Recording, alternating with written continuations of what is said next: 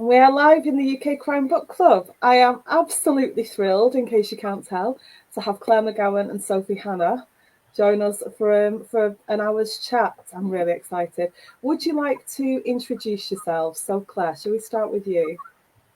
Yeah, I'm Claire McGowan. I live in London, but I grew up in rural Northern Ireland, so quite a contrast. I read a lot as a child because there was nothing else to do. And I actually wrote a lot as a child too, from when I was about 8 or 9, because again, there was nothing else to do. So it kind of stood me in good stead. I write mostly, I started off writing kind of more procedural crime. Now I write psychological thrillers. I also have some side hustles where I write some women's fiction. I published a kind of literary novel this year. And I've written a couple of like comic books as well, and some radio, and lots of different things as well. Like just quite similar to Sophie actually as well. Sophie. Hello, I'm Sophie Hannah.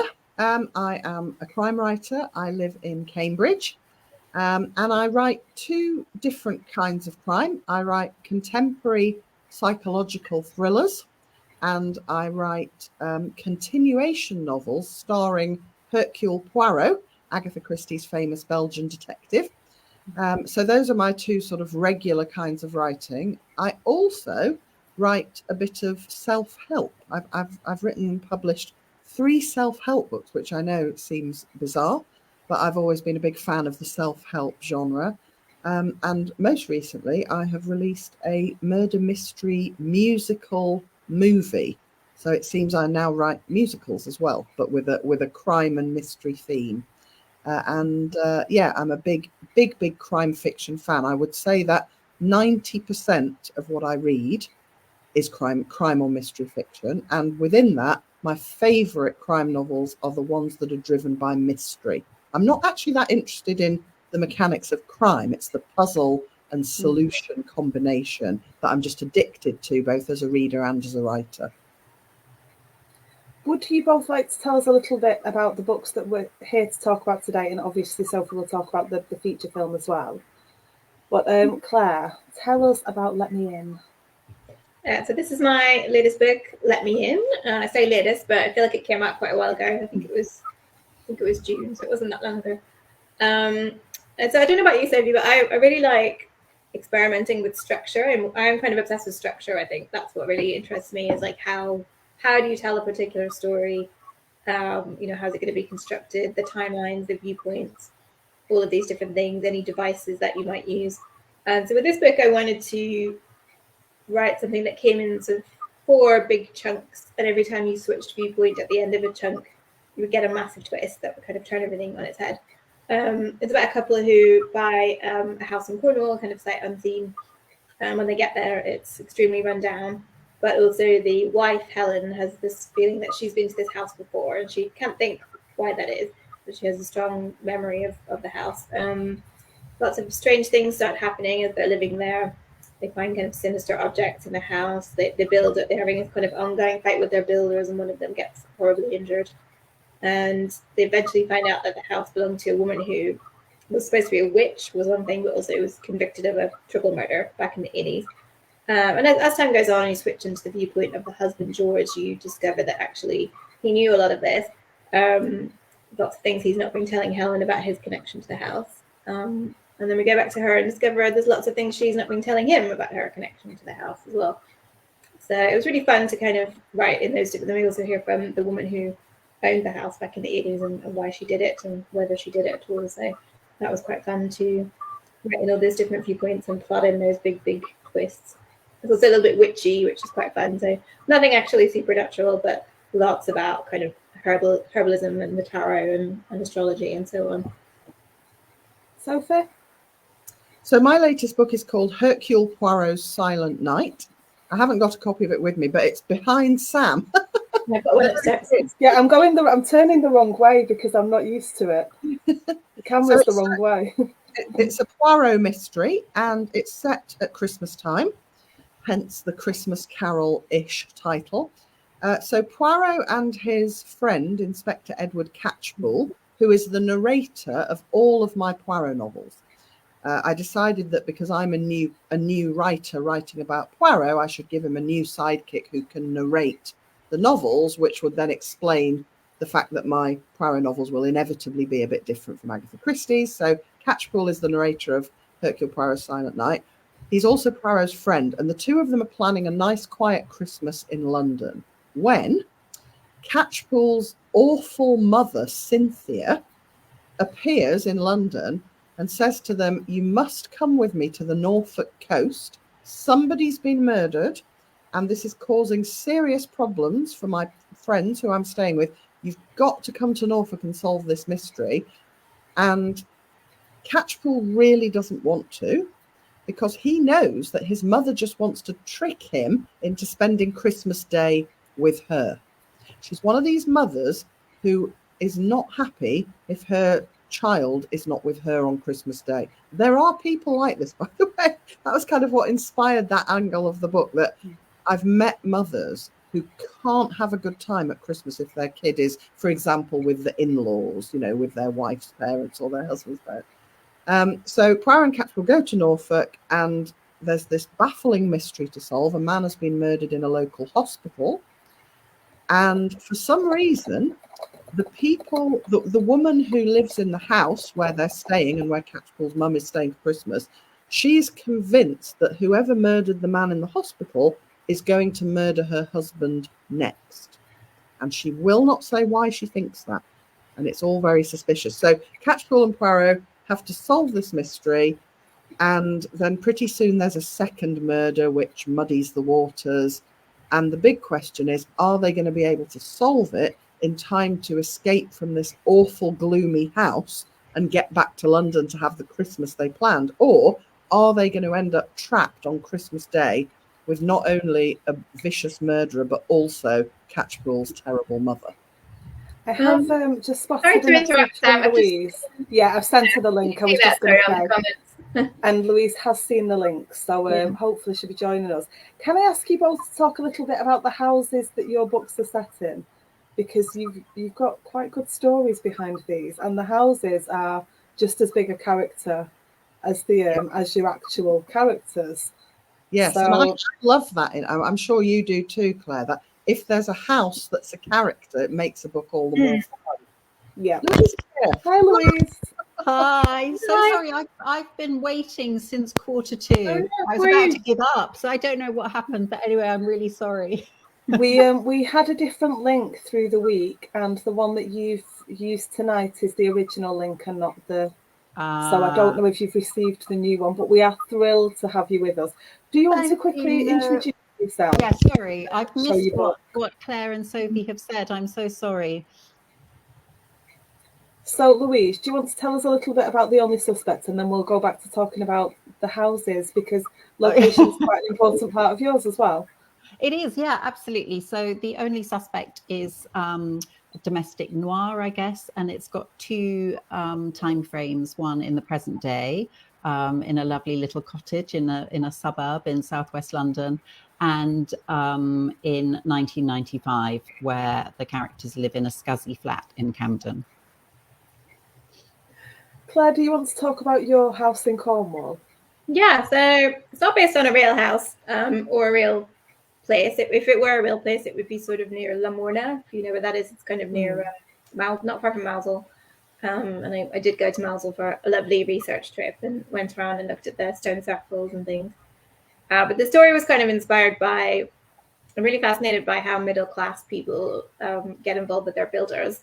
So these are often sort of working class people, often from different countries.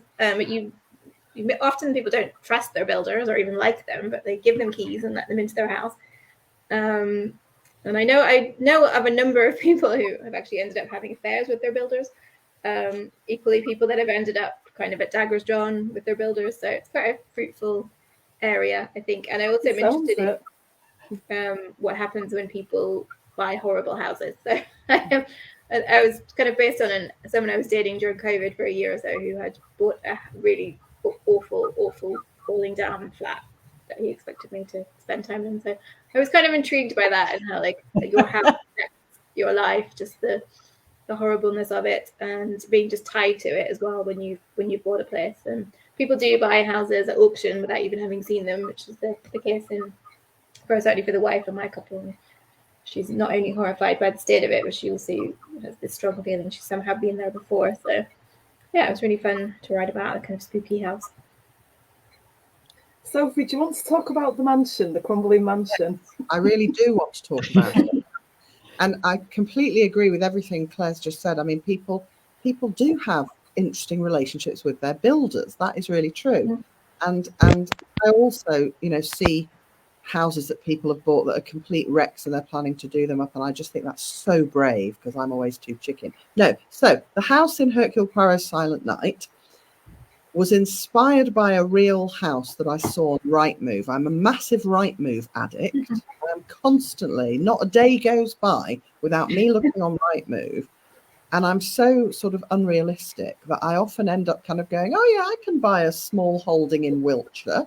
And then I'm like, well, I can't really, I've already got plenty of houses and I don't need another one. But sometimes I get really carried away. Anyway, I was looking in Norfolk on Rightmove, and there was this mansion, beautifully done out, gorgeous house, stunning indoor swimming pool, right on the coast. And it was at a time when we were looking to buy a holiday home. And I was like, okay, this looks great. It's obviously going to be massively expensive. I looked at the price. It was like satirically cheap. I couldn't believe that was the price on the house. It was something like 350 grand for a 12-bedroom mansion right on the Norfolk coast with an amazing heated indoor pool. So I said to my husband, right, we've got to buy this immediately. And he said, let me have a look. And then he went, have a look at the small print. And at the bottom of the full description, it said, you will not be able to get a mortgage on this house because it's going to fall into the sea within the next 2 to 3 years. So basically it was in an area of Norfolk that's suffering from coastal erosion. And it was not going to be around for long. And as soon as I saw it, I thought, I already knew I was going to write a Poirot novel set at Christmas with a big gathering of people in a big house.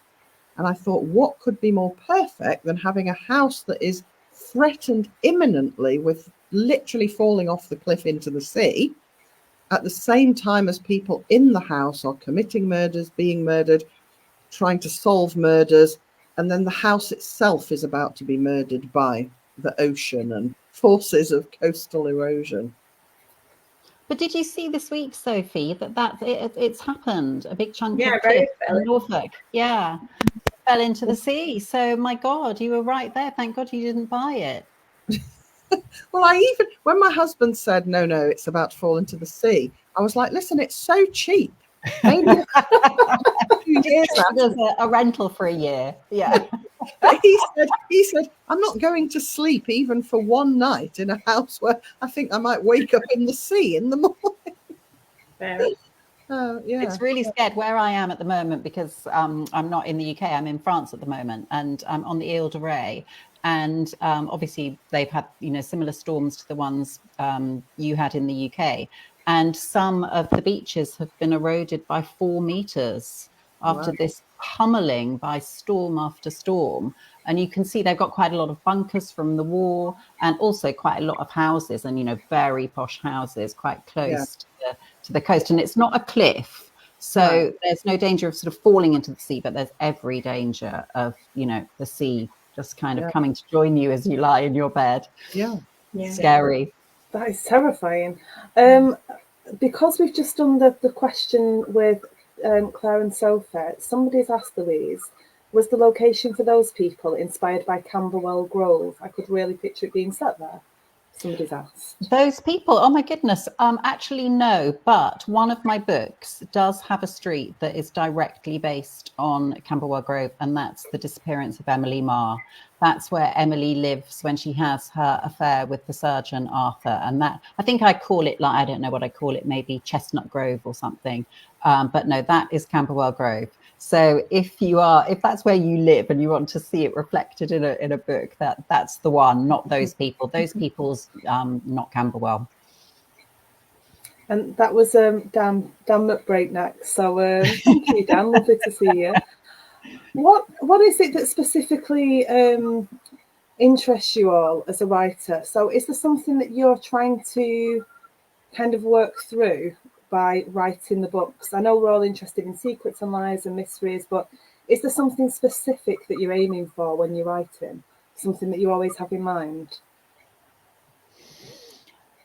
I Who mean, wants to go first? I think, well, for me, I'm definitely, I wouldn't say I'm using writing as therapy, but I find it exciting to be able to interpret the world and the way we live now through these stories. And as Claire was saying, as I joined, you know, this her fascination with the way middle class people interact in the domestic realm, both with families and, you know, those who invade in the form of builders and other groups. And so for me, I really feel like the world is, you know, quite distressing place at the moment, and I'm really struggling to reconcile it with my heyday, which was the 90s, and which felt very innocent, and you could be anonymous, and you know, you weren't sort of you weren't online ever. You were just a free individual going about your life. And so I think I am trying to interpret you know, this new world with every story. And so, you know, my books there might be an overarching crime, but there'll also be lots of subplots and lots of little themes. And they're the things that I'm interested in, and I just want to work through them, I suppose. Don't know if the others feel the same. I'm definitely interested in situations or topics. So whether it's the horrors of buying a fixer-up house or the horrors of group holidays, which is what my next one for next year is about. And I'm writing one at the minute, which is about the kind of legacy of serial killers and how women end up often getting blamed for things that men did. So that one's a bit more kind of dark and bleak, I suppose. Yeah, so I think I'm just also very interested in middle class people and their kind of evasions and lives. And I like to kind of play around with, like I said, as I said, like to play around the structure quite a bit and figure out. I like sort of a mysteries too. So like my next one for next year is a sort of island mystery. So I was kind of intrigued by how easy it is to hire a private island in Scotland, for example. You can just get them on Airbnb, and there's basically often nothing there. It's just a house, and you get taken over in a boat and you get left there. This might seem really amazing and lovely, but actually, if anything goes wrong, you're just stuck out there. You've got no means of getting off. You've got no phone reception. You've got nothing. If anyone's ever stayed in the remote parts of Scotland, you will know that you do not have any means of contacting. Even if someone says they have internet, it probably doesn't really work. So I'm interested in that idea of like deliberately letting go of all the comforts of your life, and then only to realize that actually you're in quite a bit of trouble. It does sound like a brilliant idea, doesn't it? Go into a nice island in the middle of nowhere all by yourself until you're actually there, and then it's probably quite terrifying. Oh, it's Sophie. Yeah, I mean, for me, there's always a kind of thematic interest or kind of emotional, psychological obsession that I'm interested in each book, but it's a different one for every book. So for every book I write, I have to have two things to make me sort of able to go the distance. One is I have to have a plot that I absolutely love. It can't just be a sort of, well, this will do kind of plot. It has to be like an incredibly hooky hook that I'm excited by, and or an incredibly clever, ingenious solution to the puzzle. So I really, because that's what I get a kick out of as a reader. I love getting to the end and going, oh, that's so clever. And I also love starting a crime novel and going, this is such a weird premise. Like, I just can't wait to see where this goes. So on the plot side, that is what I need for every book. But then also for every book, I need something that I'm interested in sort of intellectually or psychologically. So, for example, in one of my recent thrillers, Haven't They Grown, which starts with a woman seeing two children who she hasn't seen for 12 years. And these children don't appear to have aged a single day. They were 5. I was going to say, I've read that book, Sophie, and it's driving me insane that I just can't remember what happens. So I'm going to have to reread it. I think about that quite often. I was like, yeah, but why haven't they? What was it again? I can't remember. I know it was really cool. So like that hook, when I thought of it, like, how can it be that these children haven't grown in 12 years? That really excited me plot-wise, but thematically what interested me was the question of, when does minding your own business in a polite and sort of decent, civilized person way, when does that spill over into negligent bystander-ishness? Not sure bystander-ishness is a word. That well-known psychological term. Yeah. Because like people understandably place a really high value on minding their own business and not, for example, bursting into other families' goings on and saying, what's going on in your family? It seems a bit suspicious to me. You know, most of us quite rightly would be horrified at the prospect of doing that to someone else or someone else doing that to us. But at what point does ignoring what's going on with that family over there switch from being minding my own business in a good way to actually ignoring possible evil very close by? And in the case of Haven't They Grown, Beth, the protagonist, is convinced something really horrendous is going on. And to her, that justifies her pursuing it and trying to find out what's going on. Whereas her husband is just like, this is none of our business. Leave it alone. It's got nothing to do with you. So that was the sort of theme that really interested me there. Typically male, not interested in something that's staggeringly fascinating. I do think it's my husband is so like that. I mean, he'd admit he was. If I say to him, you know, I came across this really weird thing, and I'll be thinking, we obviously need to investigate. He's like, right, let's have nothing to do with that and never think about it again. He just like, then we'll never find out what's going on. And he's like, I don't care. I just want not to be involved in a weird thing. Whereas I'm always willing to be involved in a weird thing if I get to find out some really interesting thing. I love it. I think my husband would be okay with being involved, but mainly to keep an eye on me so that I don't then cross another line. Yeah.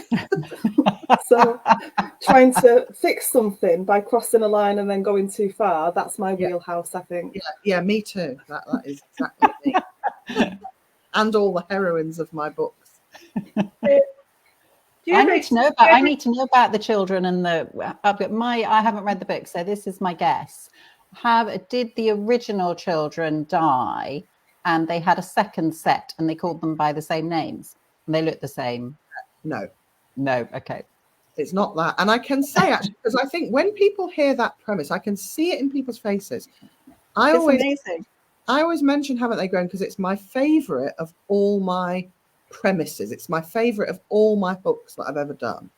And when I tell people about it, I can see on their face that first they think, oh, that's a good premise. And then seconds later, they think, hang on a minute. It's going to turn out to be rubbish because it's going to be a cop-out. It's either going to be aliens, ghosts, a weird drug. And so I can assure everyone it is not aliens, ghosts, a weird drug, or anything cop-outish. The explanation is entirely human and scientifically possible. So it's not like a trick thing where it turns out they're all some weird species of hedgehog or something. Is it like a medical disorder or something? No, okay.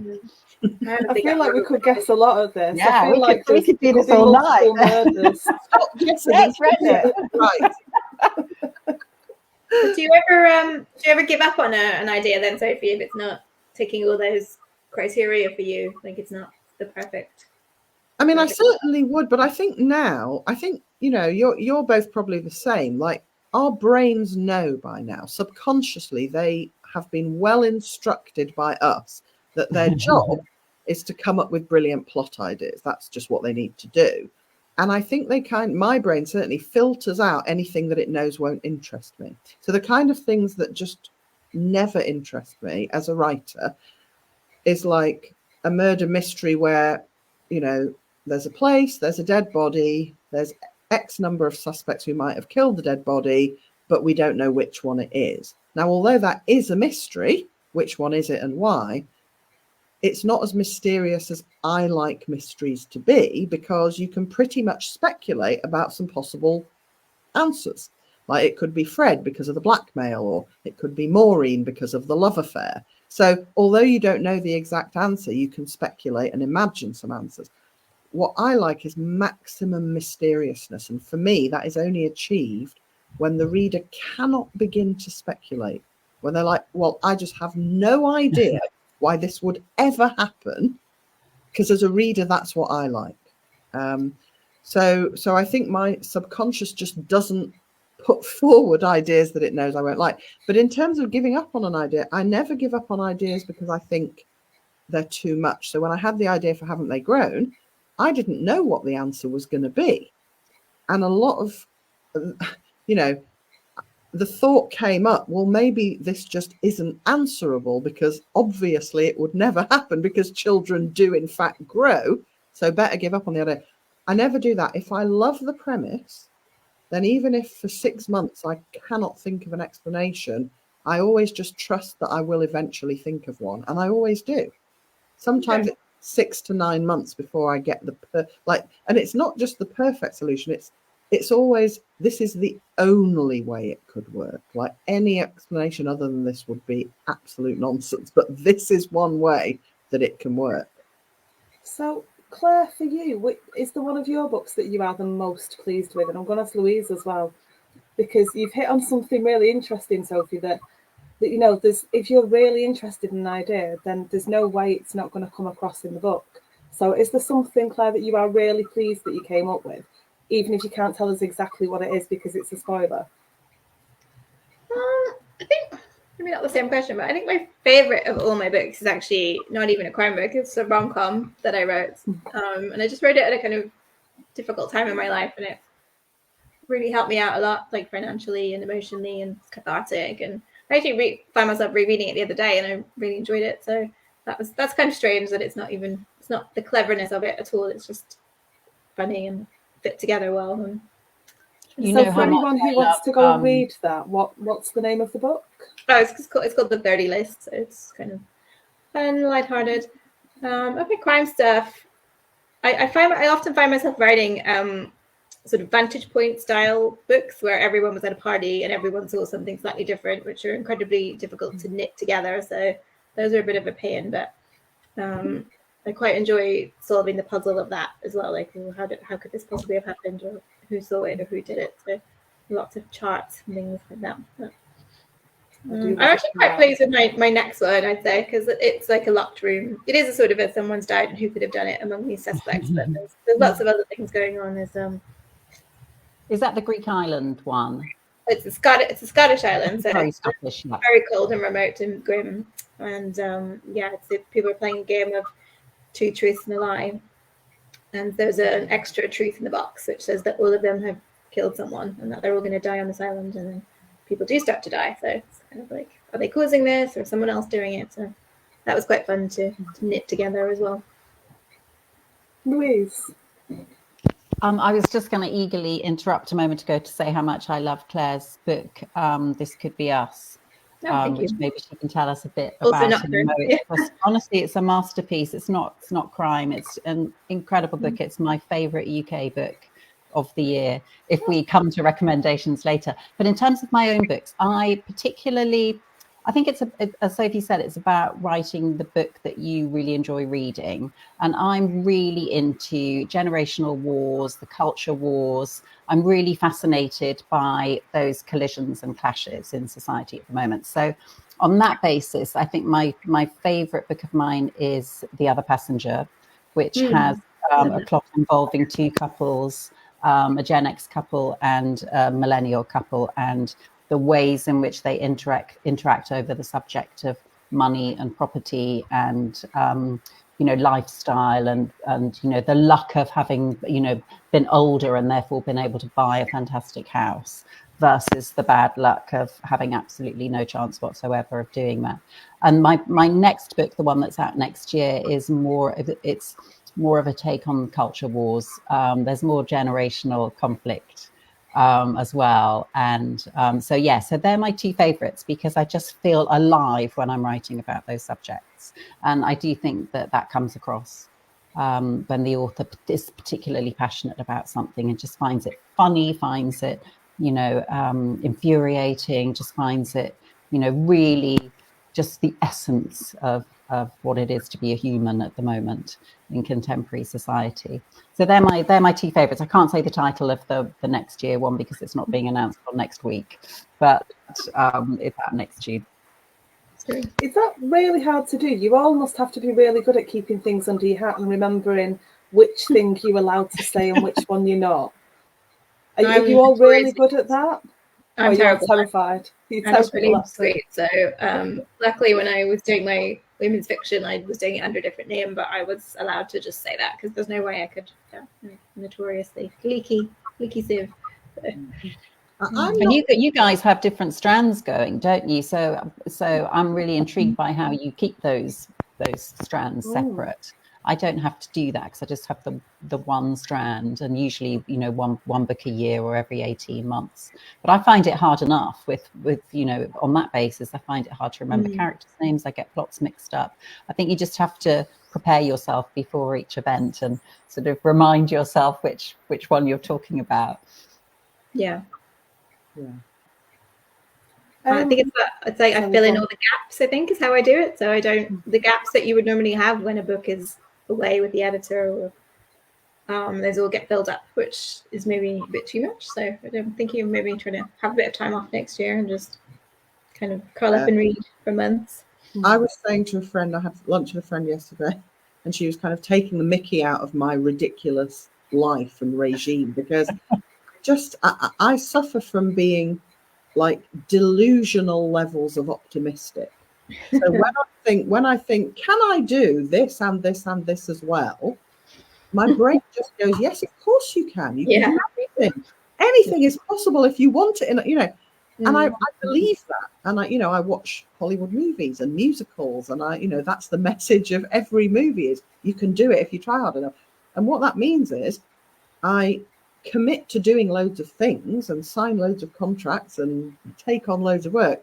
And then I have to actually do it and find that I have like no margin whatsoever. So my life, to me, I honestly feel a bit like Jason Bourne in The Bourne Identity, frantically running from one thing to another, and it's a life or death situation. The other day, my husband said to me, I was wearing this new dress.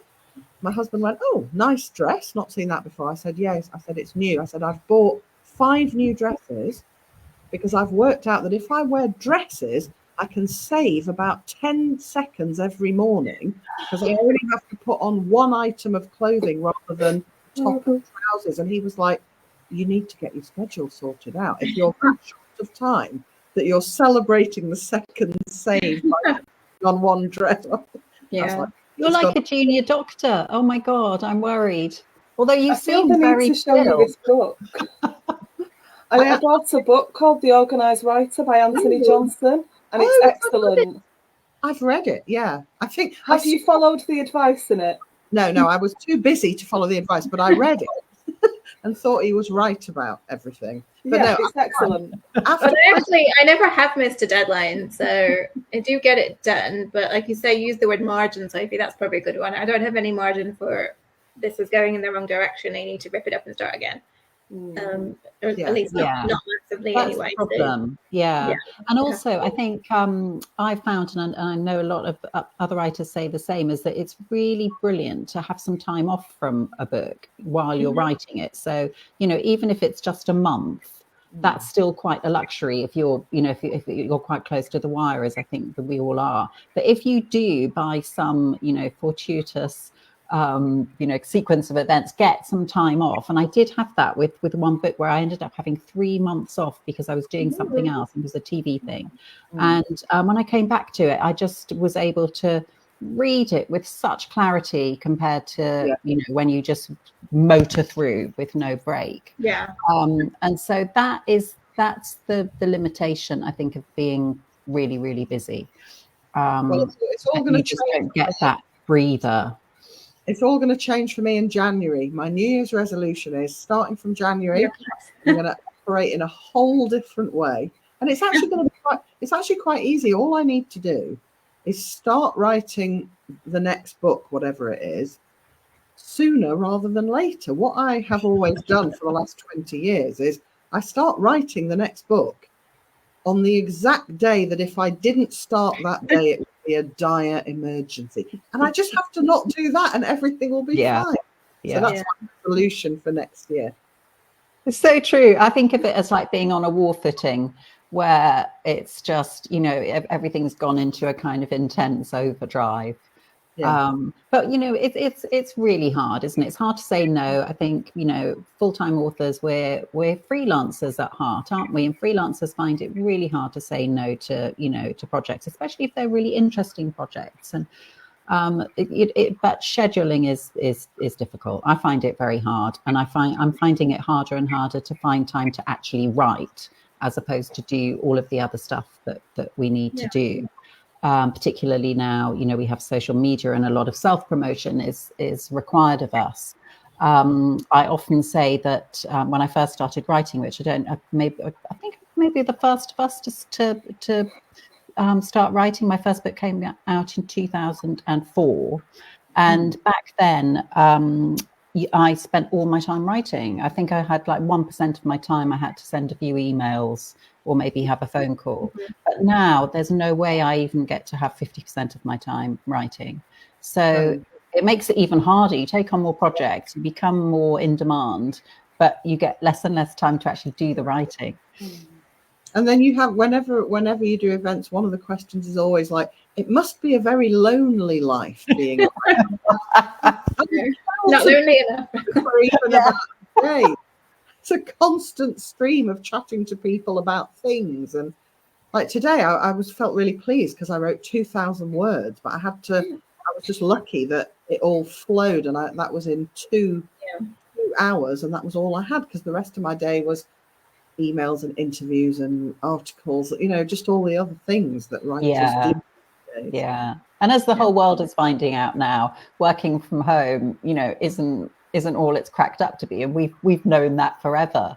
You are constantly distracted by other people and by other demands, and the door going and the dishwasher needing unloading, and everything like that.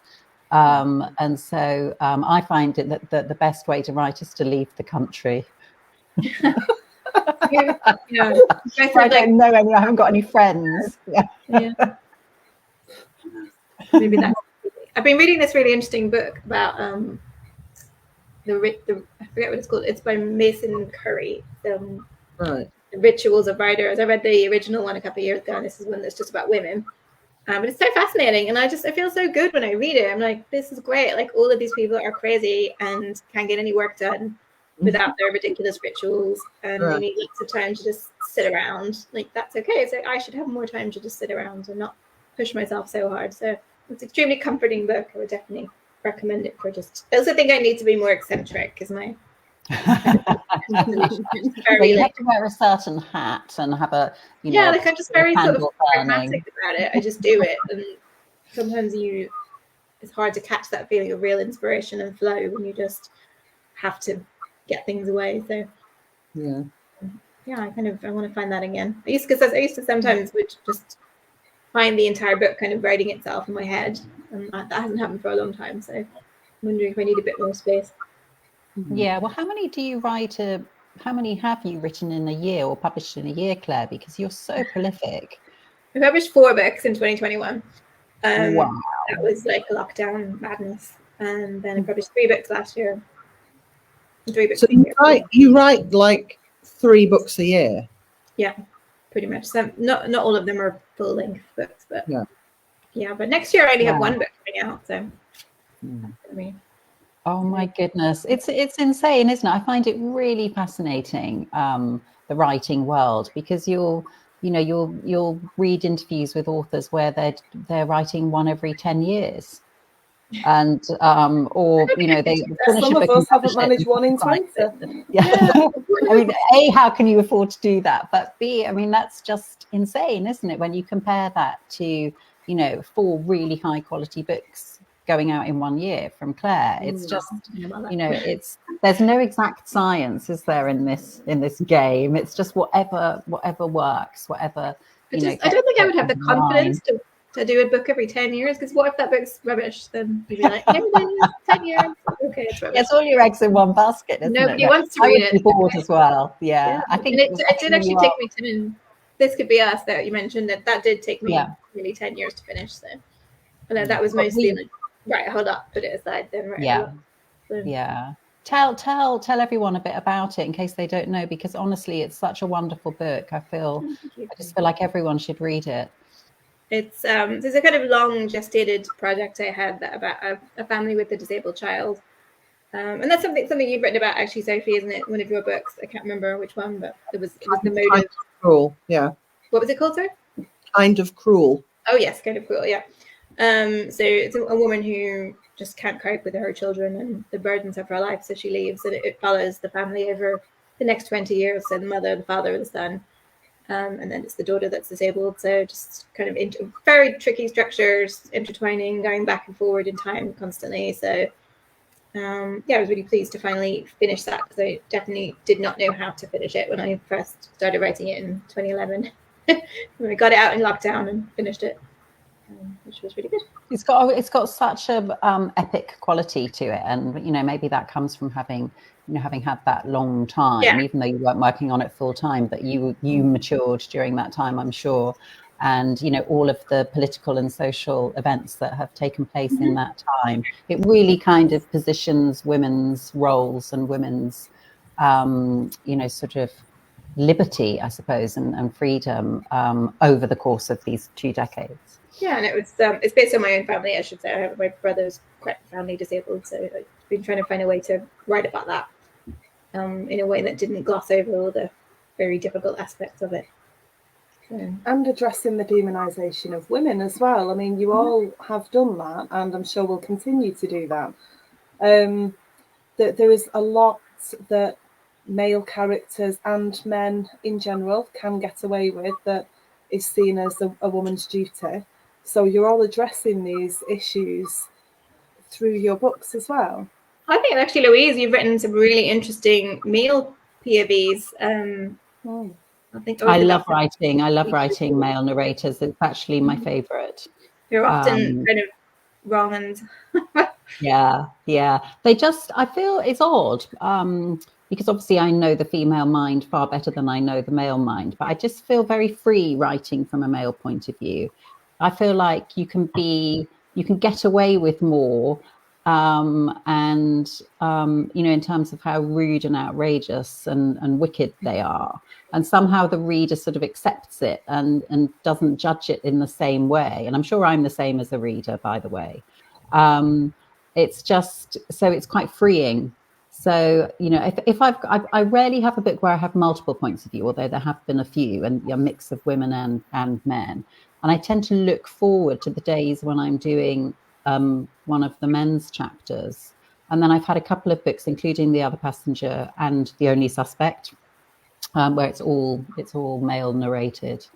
But that's the joy of this job, that you can react against the one before. You've just done 6 female narrators, so the next one can be a single male. You can mix it up and keep it fresh for yourself, I think, as well as for the reader. I was wondering if you'd thought about doing a female detective, Sophie, for Poirot, since there's never been a female narrator for that, I don't think, is there? So. No, I mean, the first idea I had for a narrator was Inspector Catchpool, and now I like him and I wouldn't want to shunt him aside for anyone else. But yeah, there's a brilliant Agatha Christie Poirot novel called Murder in Mesopotamia, where the narrator is a female nurse called Amy. I've read that one. I'm not sure if I have read that one. It's brilliant. It's got one significant flaw, which we can't gloss over, but it is, aside from that flaw, it's one of the very best Poirot novels. And having a female narrator, and she's a really engaging female narrator, with Poirot still being the one solving the mystery, it does actually work really well. But no. The one where something gets dropped. Yes. Okay, I have read that one, yeah. Yeah. I Christie's, somehow I just cannot retain them. They're like wonderful, and then they just go. That's great. Yeah. Reread them over and over again. Yeah. I used to be able to do that with Agatha. Unfortunately, now I've read them all so many times that I remember every single plot detail of every single one. I still reread them, but I can't forget. I have to reread Haven't They Grown, because all I can remember about that book is the Rubus wine, which I also Rubus wine. Like a lovely chocolatey port wine. Wine that tastes of chocolate. Yeah, it's really nice. Red wine that tastes of chocolate is the most divine thing ever, and I was very fond of it when I was writing that book, so I stuck it in the book. Somebody's asked a question about destinations. A destination for writing you would love to go to? Anybody got somewhere they... To a place in order to write there? Yeah, I used to ask a question quite a while ago about if you could live somewhere for a year while you wrote a book set there, where would it be? But Ooh. is there anywhere you'd even maybe just go for a weekend or somewhere to research? Well, when we went to Cornwall so I could research Let Me In, and we have ever since, my partner and I, we have obsessively moved houses in Mousehole and Cornwall. Definitely a house there at some point. I've got a house in Cornwall. I've Yeah. got Oh, wow. just outside St Ives in Cornwall. Oh, so not far from there then. Yeah, I mean, I never really want to go anywhere where there isn't a beautiful beach or swimming pool. You're a big swimmer, aren't you? Yeah, me too. So I would always go somewhere like Cornwall. If I was going abroad, I'd love to go somewhere like the Maldives. I've never been to the Maldives. I might go. There's a hotel in Sri Lanka in Galle called the Lighthouse Hotel. I've been there. That's beautiful, and that's got a lovely pool. Yeah, 2 lovely pools. It's just divine. So if I could choose anywhere to go and write for a year, a weekend, a week, I might choose that place. It's phenomenal. But I'd settle for anywhere with a nice beach or pool. And the thing I really need in order to write happily is no interruptions and nothing else to do and no other demands on my time. But yeah, that doesn't happen in Sri Lanka or anywhere else. That's the main issue that needs to be addressed. I think my next book is going to be set in a resort somewhere, so I might have to find a bit White Lotusy. So I'm going to have to. Yeah, my book next year is set in a beach resort. Yeah, but I spend when I'm writing, I spend a lot of time here in the Ile de Ré, and I do completely agree that it's just great to be by a beach or by a pool or just water. And I have no idea why, but there's just something about a beach walk, winter, summer, any time of year, to kind of break up your writing day. So the routine I have is I'll probably work from about 9 in the morning till about 2, and then do a 2-hour walk on the beach, and then come back and then do a little bit more writing. And that's the ideal. And there's no way you can do that at home, with social lives and families and stuff. But yeah, I completely agree. Sea, sand, gorgeous, sort of savage, rugged beaches, and picking your way over the rocks. And it just really gets the mind loose. And it's quite good for problem solving, I think. And loads of people say that about swimming. I don't know if you find that, Sophie, if it's, really good. And I love books set in resorts. So I've written 2 crime novels in resorts, that's set in resorts. I wrote a standalone crime novel called Did You See Melody, which was set in I've read that, Arizona? In Arizona, and that was based on extensive staying in resorts around it sounded amazing. Then my most recent psychological thriller, The Couple at the Table, is set in a very posh, exclusive resort in the UK. And I just loved writing those 2 books because the resort, I felt as though I was hanging out in those resorts, which I would have loved to do.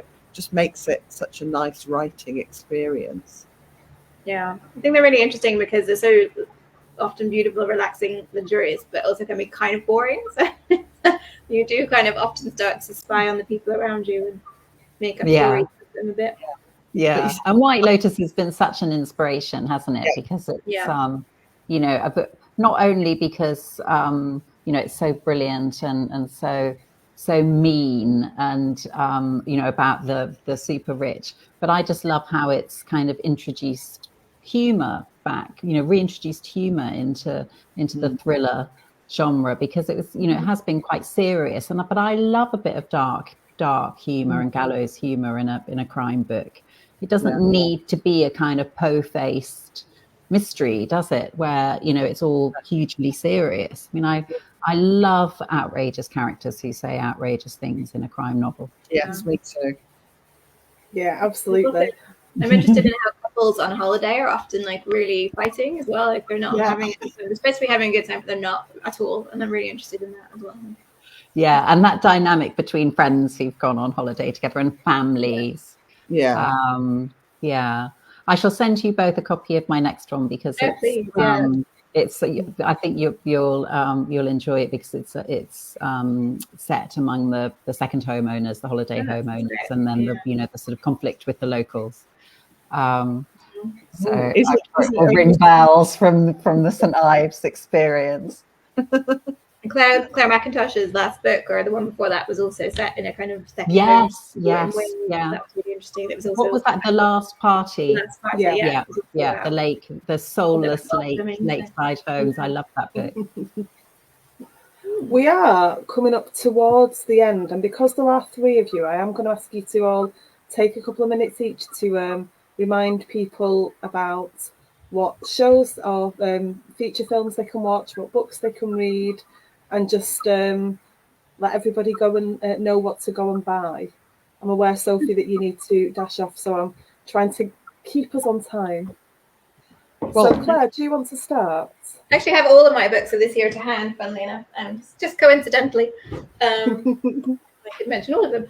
So these are my 2023 books. So it was Let Me In was my Cornwall set thriller about the couple buying the dodgy house, discovering they both have links to this that they haven't told each other about.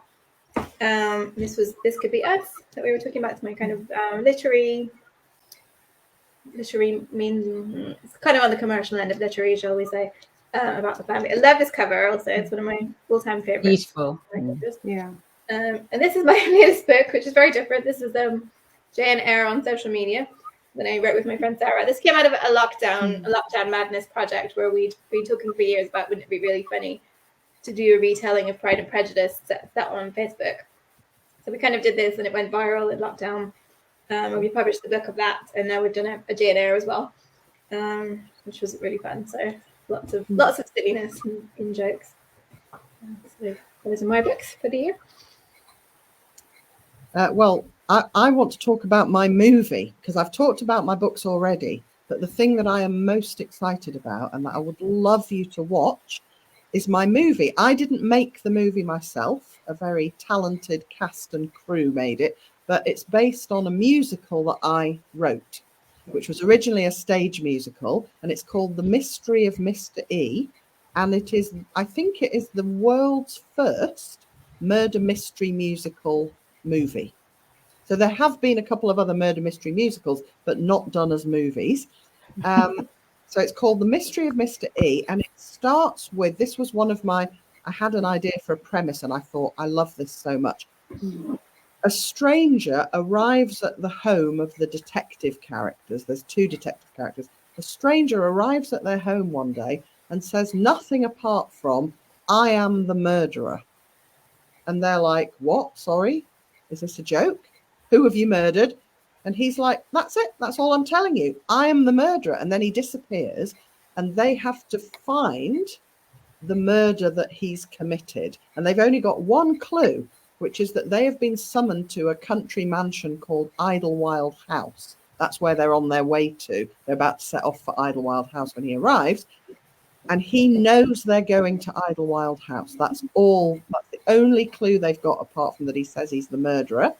So they go off to Idlewild House as planned. And when they get there, they say, has there by any chance been a murder here? Because a chap arrived at our office, said he was the murderer and he knew we were coming here. And everyone's like, no murders here. So that's the premise.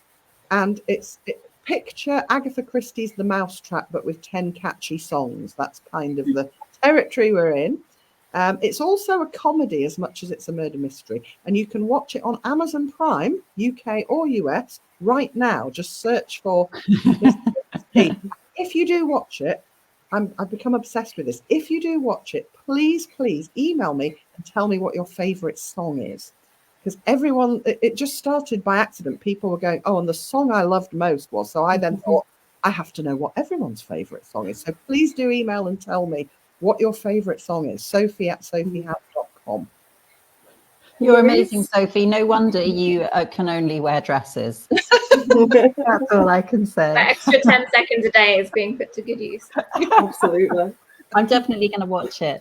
A little reminder of my book, The Only Suspect. But I also want to recommend probably my favourite book of the year.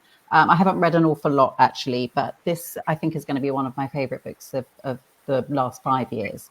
Bright Young Women by Jessica Knoll, which I don't know if any of you have. It's so good. It's so good. I picked it Yeah, up at it's an airport. sort Didn't of have based on high Ted hopes. Bundy, is it? It's really wonderful. It's a sort of reframing of the Ted Bundy killings in the 70s in the US. And it's so beautifully done. It's so sensitively done, and it's sort of got quiet fury in it because the way he was treated, and he partly defended himself at his trial, but he was treated as a sort of promising young man who'd slightly gone astray. And this is a retelling with a lens that really should have been a bit more apparent at the time, but wasn't because it was the 70s in the US. It's really, really, really good, and I recommend it. I think it'd be a great Christmas present for a crime fiction lover. And if we're recommending other people's books, I've got to do one as well. Now, this book isn't out. This book isn't out yet, but you can pre-order it, and you must pre-order it. It is honestly probably the best crime novel I've ever read. It is a perfect novel and completely unputdownable, but also really moving and resonant. And it's a novel called Night Watching by, I think, a debut author called Tracy Sierra. Night Watching by Tracy Sierra. It is just incredible. And my books of the year are always books that are coming out next year. It's really difficult, but you can pre-order it on all the Amazons right now. Great title as well. Yeah. Oh, it's so good. Thank you all so much. Sorry, go on, Claire. I can never think of any books when my mind just goes completely blank when anytime any. You don't need to, because you've got 3 of your own. Yeah. I read this year? I don't even know. I read a really great book when I was on holiday in Canada called Milk Fed, which I just came across completely by accident in some random bookshop in the middle of nowhere in Canada. It's not crime, it's just a really wonderful book about Jewish identity and eating disorders, and it's just really great. I loved it. I discovered it randomly. Well, I now have even more books that I don't know when I'm going to get to. That I've been scribbling the titles down as you've said it. I want to thank everybody who's gone along and asked questions and commented. Some lovely comments about books of all of yours that people have loved. Yeah, really thank nice. you. Thank you, Sarah. Thank you, Laura. And thank you all so much. I've loved every minute, and I've contained my giddiness. I think I've done quite well. So, thank you all, and best of luck with the books. Thank you. Sorry I was late. No, were you? Bye. Bye.